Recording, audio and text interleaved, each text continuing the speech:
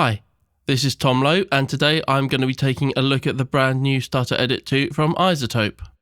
So when you launch the plugin, this is what you're presented with, and up here we have the gesture bank, which is where you can store your own presets or load one of the many factory banks that come pre-installed. If you're new to the plugin or looking for some inspiration, this could be a really good place for you to start.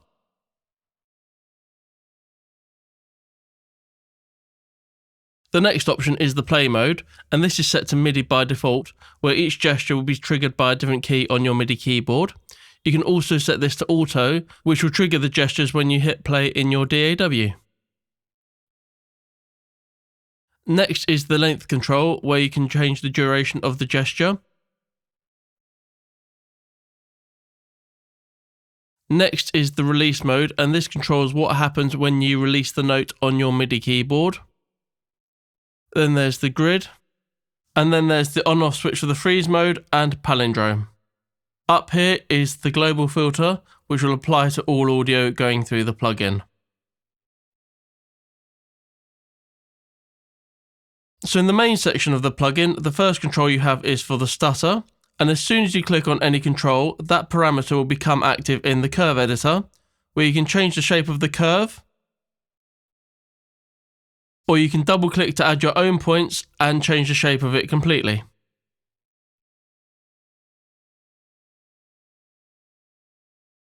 You can also view the curve in greater detail, and you can unlock the values from the grid so you can edit them freely, or use one of the many predefined curves, which you can use as is, or you can go in and edit.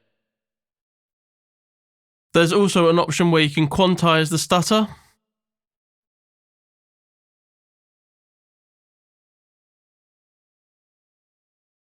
or turn on a gate with variable width, and then there's the tail. Next is the buffer, and as soon as you click on any parameter, again that will come up in the curve editor where you can go in and edit it in more detail. There's a buffer for the left and right channels, which can be linked or separated. Then you have three options for the movement mode, a jitter mode, and a pan with variable width.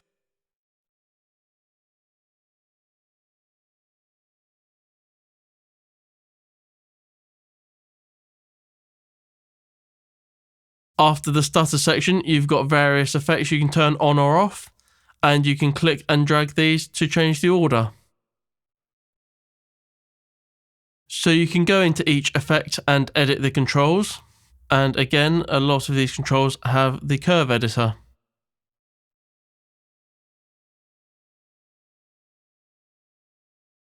So you can arrange these effects in any order you want, go in, and you have full control over the sound of that effect.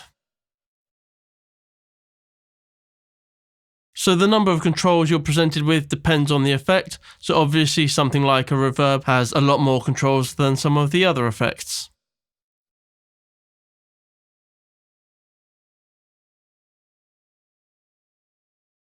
The last effect in the chain is a delay, and this one is always at the end and you can't move the position of it.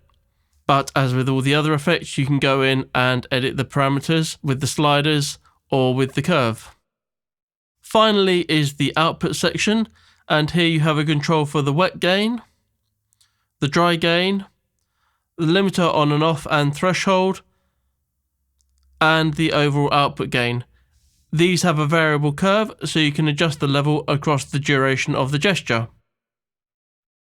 As with all software, I'd suggest you download a demo so you can try it for yourself and see how it fits into your workflow. You can also head over to the article on Production Expert where you can find out more information.